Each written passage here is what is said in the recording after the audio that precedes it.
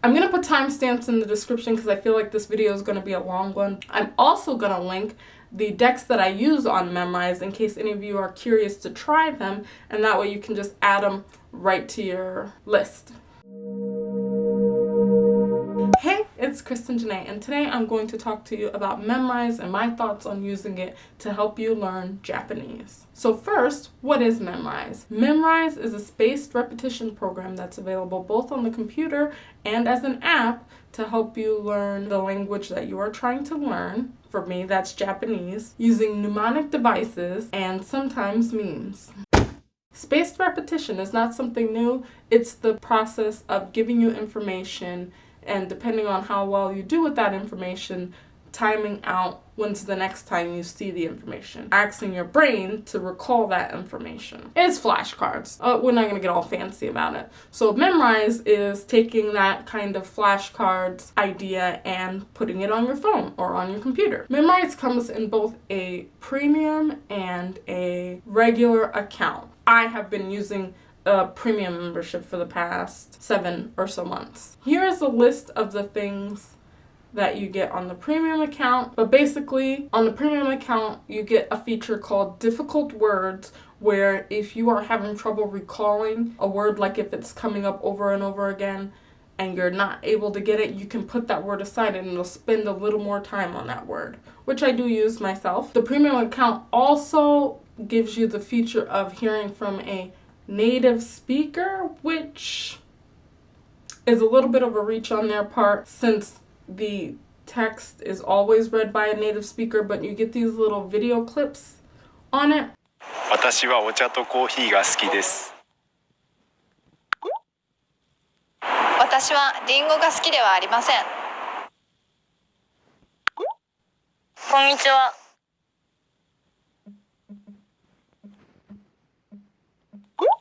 But you only get them on decks created by Memrise themselves, and more on their decks later. With a premium account, you are able to download the lessons that you're learning onto your phone, which is not something that I really use anyway. And they claim you'll have the ability to practice in the chat. I can't speak for any other languages, but for Japanese, I have tried on 2 different occasions, trying 2 different accounts, using both my account and making a new account. That chat doesn't amount to anything but what seems like a survey asking you how old you are and where you learn and why you're learning. One chat, a little about you.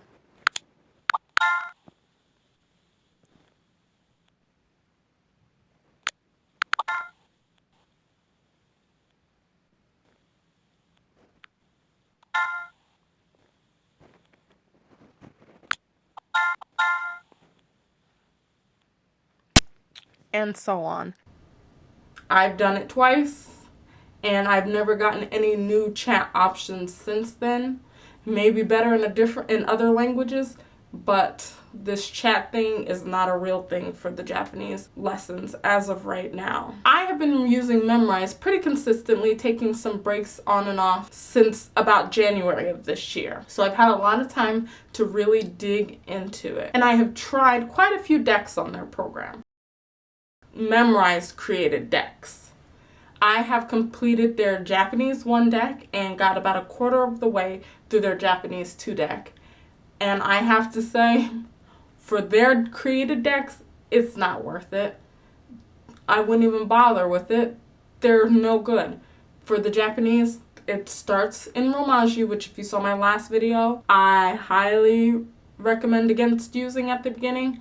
And it's really, really slow. I went back and redid the first lesson in a non-premium account just so I could really get a good compare and contrast for premium versus non-premium.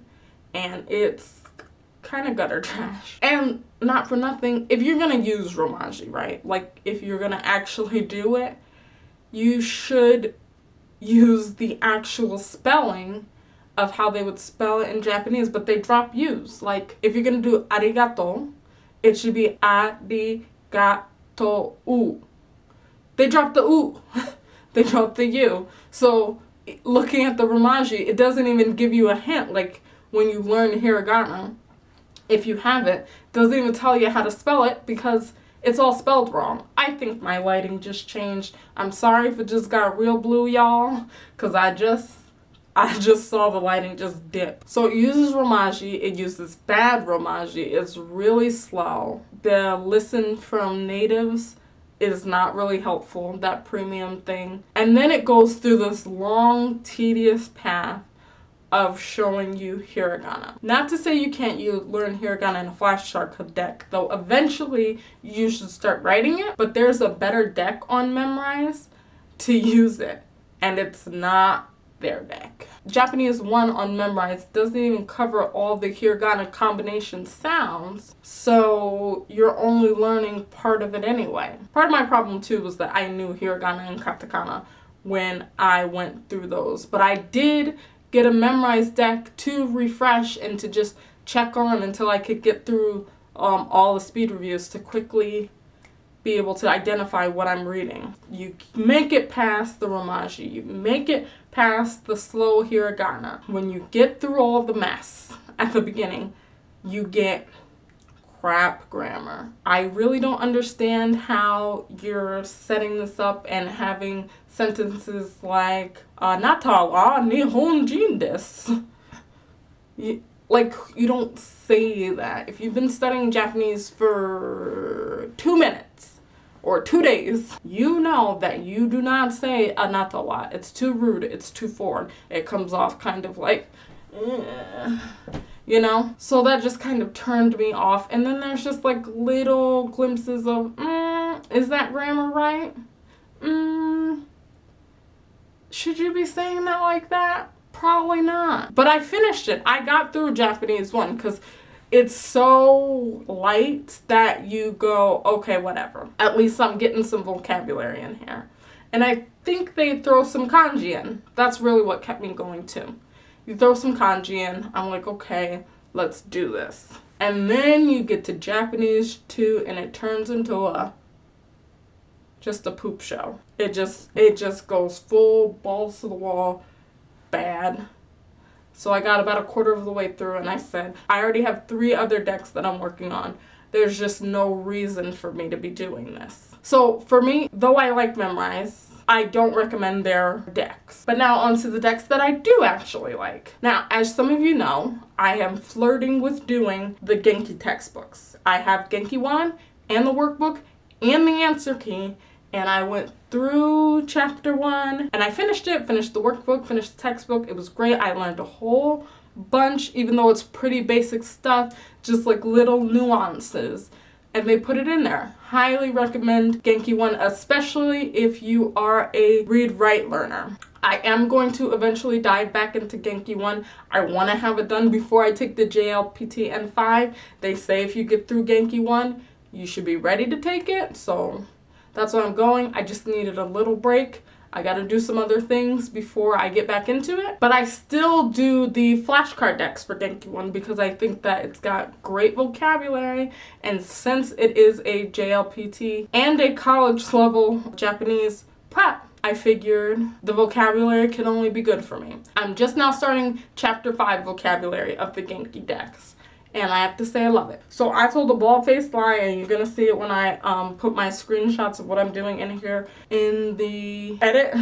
I am still working on chapter 4 of Genki. Now, I currently have 2 different Genki decks. You really only need my second one, but I had started the first one first, so I keep doing it. My first Genki deck is great. There's nothing bad to say about it, but as I was going through the first chapter, I realized that there was quite a bit of words that were in there, like under the useful expression sections of the chapters and all that, that were not showing up in my Genki deck.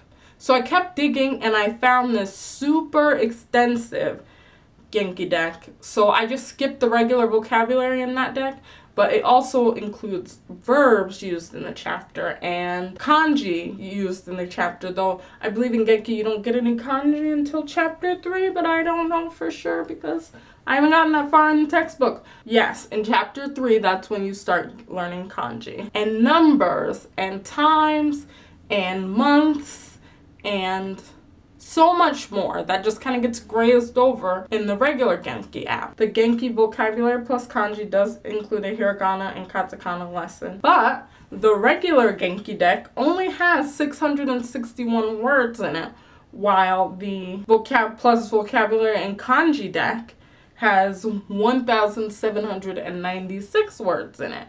Now, I skip around in that deck because I don't want to repeat stuff that I'm already doing in the other deck. But still, my third list is the JLPT N5 vocab list.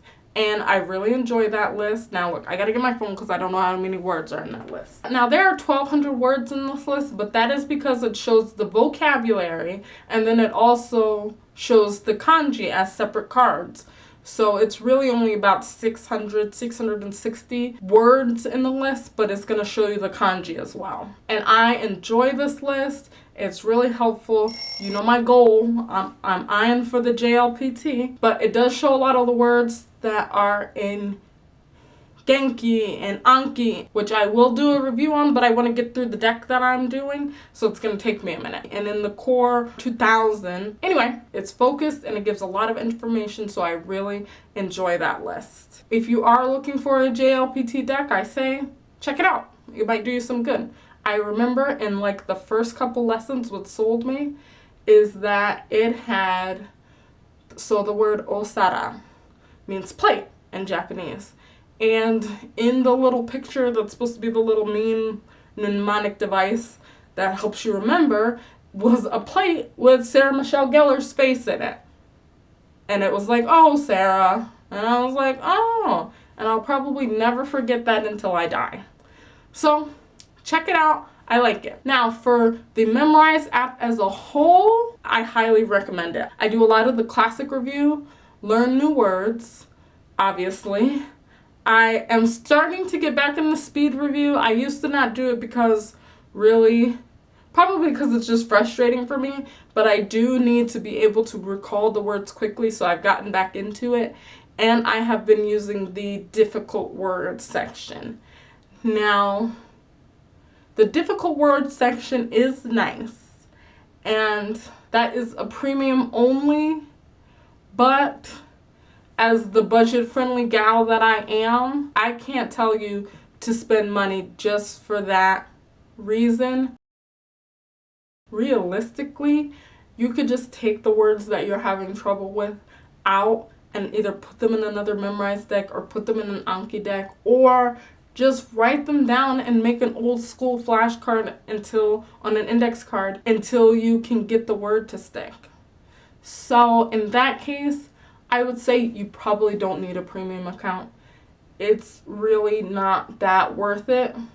I have one. It used to be $59 a year. I didn't get that. I got $19 a month not $19 a month. $19 every 3 months. But now apparently you can get a year for $29. If you just want to burn $29, I mean, okay. It's good. Coming from a person who is burning the money right now. If you want to, it's great. I can't figure out how to put Anki on my phone, so I can only do it on the computer. And so when I'm like away from my computer, it's nice to be able to do a few Japanese flashcards wherever I am. So Memrise works for me. Do you need a premium account? No, you really don't. But should you give Memrise a try? Absolutely. But I've seen my little brother, because he saw me doing Memrise when I went to visit them back at New Year's. My little brother was doing Spanish on Memrise, and it seemed a little off too.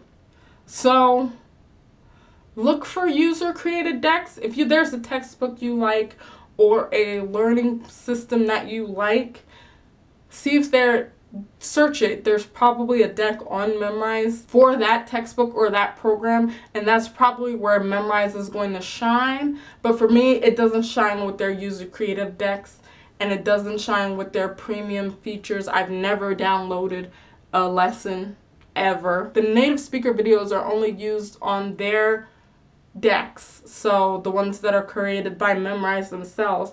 So It's not worth it for that. The difficult word is great and convenient, but you could put it in a whole nother deck, or you can write an old school flashcard if that's your cup of tea and just have it and look at it and figure it out. And the chat is garbage. It doesn't exist, at least on Japanese. If you're learning another language and it works for you and you can tell me about it, tell me all about it.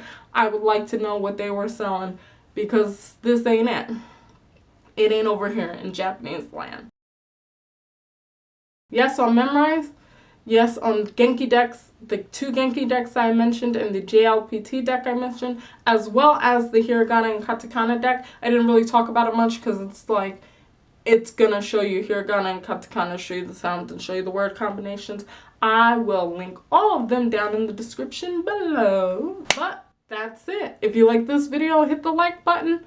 I'm here. I'm learning. Whenever I find something to show you guys, I will. So these videos will keep coming. I am working on Pimsleur. I am working on the Nihongo Dojo Absolute Beginner series on Japanese Pod 101. I am working on a deck on Anki for the Core 2000. It's split up into 5, so it's either the first 4 or 500 words in the Core 2000. And when I finish that, I'll come and do that review. I have been watching some anime, as you know, Japanese animations, anime, and some Japanese dramas in Japanese. The Japanese anime, some of it's with subtitles, some of it's with not. The Japanese drama, all of it is with subtitles. I know I'm so bad. But I still pretend like it's studying as I gasp and watch these Japanese dramas. If you care, I'm watching Mischievous Kiss 1. I watched Itazura na Kiss, the anime, when it came out back in 2008, as it came out simulcast, and I loved it.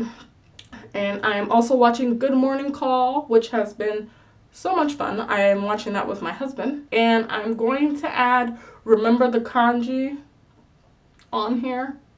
I know I should be doing it. I know I should have been doing it for a long time. I know some kanji. I've been looking at kanji, but I have not been writing kanji. So I know that I need to. I also, way into the future, because I have no idea when it's going to come, I ordered a set of manga. If you are familiar with Japanese culture in any kind of way, manga are Japanese comic books of Tokyo Mew Mew, and I will do a review when I get that book and tell you how my first attempt on trying to read a manga in Japanese went. And of course I listen to Japanese music, not as much as I should, because I've been on some other stuff with my music right now. But I do, and need to do it more, listen to Japanese music as well.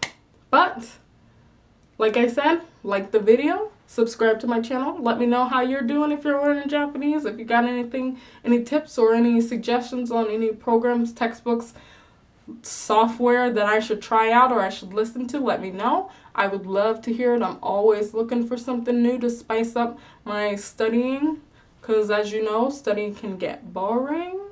And if you haven't seen my Japanese Pod 101/Rosetta Stone review, you should check it out. It's right here. It's waiting for you. It's looking at you. It's saying, hey, don't you want to know? I know you've seen their ads around if you've been trying to learn Japanese for a while. But until the next video, bye-bye.